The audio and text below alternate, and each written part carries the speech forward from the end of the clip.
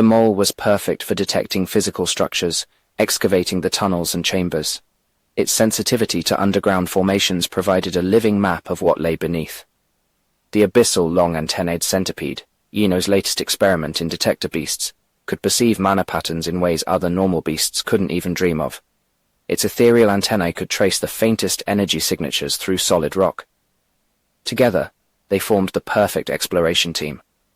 And while Klein obsessed over his wounded pride, Harold could continue his true mission without raising suspicion. "Stronger!" Klein roared, his lion's fur manifesting erratically across his skin. "I have to be stronger." Harold nodded with false admiration, while his beasts silently mapped the secrets buried beneath the academy. Each vibration through the ground revealed more of the complex network below. "Keep at it, Goldcrest Air," he thought. "Keep distracting everyone with your drama, while I discover what really matters."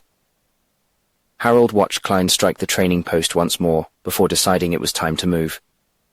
"You're progressing very well," he lied with a practiced smile. "You should maintain this rhythm all day, and I'll tell Cassian you are doing good." Klein barely grunted in response, too absorbed in his intensive training to notice his supposed guardian's departure. The mole beneath Harold's skin vibrated slightly as he walked away, detecting another student's movements several corridors ahead. His abyssal centipede confirmed the mana signature, undoubtedly his companion. Minutes later, Harold walked side by side with one of the others, Yino Spies, another student from his same class. To the casual observer, they were just two classmates chatting casually. "Did you find an entrance?"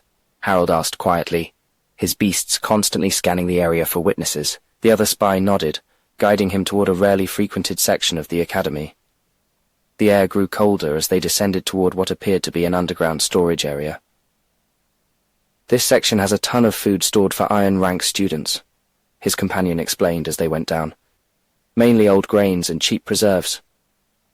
Harold noticed the dust accumulated in the corners. "Doesn't seem very used or cleaned." "That's the point," a smile formed on the other spy's lips. "Who would steal low-rank food in an academy full of rich people and nobles?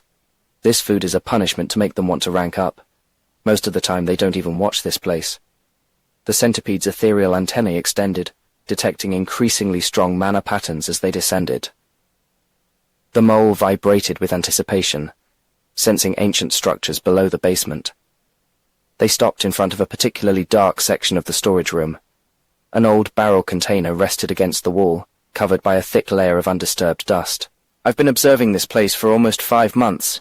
The other spy moved the container slightly, revealing a narrow space. "Nobody has touched these barrels.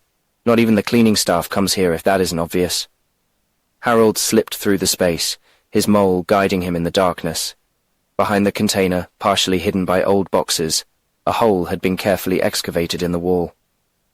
"The ruins are about 200 meters down," Harold whispered, his eyes gleaming with anticipation. "I can feel them." "How long will you need?" "My mole can make a single-person tunnel in a few minutes," Harold calculated. "The real challenge will be preventing the mana from leaking and alerting the Academy's sensor tamers." "That's what I'm here for," the other spy smiled. "Just focus on digging. I'll handle covering the hole to hide the presence." Harold nodded, feeling the ruins pulsing weakly beyond the wall. "The gold crests betrayed Yano for a reason," Harold murmured, while his beasts analyzed the excavation. "Whatever's down there must be more valuable than Yino imagines." Soon they would discover exactly what was important enough to risk everything. "There are ancient ruins under the school," Ren explained while running, still dragging Taro like a kite in his wake. "Ruins?" Min had to raise his voice to be heard while trying to keep pace. "How do you know?" "I can feel them." Ren turned a corner without slowing. From the caves to the academy, there's an impenetrable, crystallized mana wall surrounding them that everyone probably thinks as part of the natural cave structure. "Slow down!" Liu almost collided with another student. "What does that have to do with wanting to escape training?" "There are leaks." Ren grinned while his mushrooms pulsed briefly. "From the school I feel strange sensations in the mana. Please tell me we're not going to try to break through an impenetrable mana wall." Taro pleaded, while bouncing behind Ren. "No, there must be some entrances." Ren jumped over a bench with surprising agility, dragging Taro with him. "With my new level, I can feel them better than before. though still not with total precision. "What about the director?" Taro managed to ask between bounces. "The staff? Don't they know about these ruins?" "They probably do." Ren dodged a group of sleepy students. "Maybe they've already explored them. But there's something strange. A powerful sensation down there, and I need to know what it is." "I bet you're thinking, we'll find out if they're explored when we get there." Min guessed the thought, already knowing how his friend's mind worked. Lu finally stopped, leaning against a wall while catching his breath. "Okay, that's too much. I actually have the first class." He raised his hands in surrender. "I'll miss this suicide mission, sorry." "Don't forget to absorb your crystal today," Ren shouted over his shoulder without stopping. The mine entrance appeared before them. The guard nodded at his post, fighting against early morning drowsiness. "Good morning," Ren greeted casually while dragging a disheveled Taro toward registration. The guard barely managed to keep his eyes open while scribbling their names. "So early today?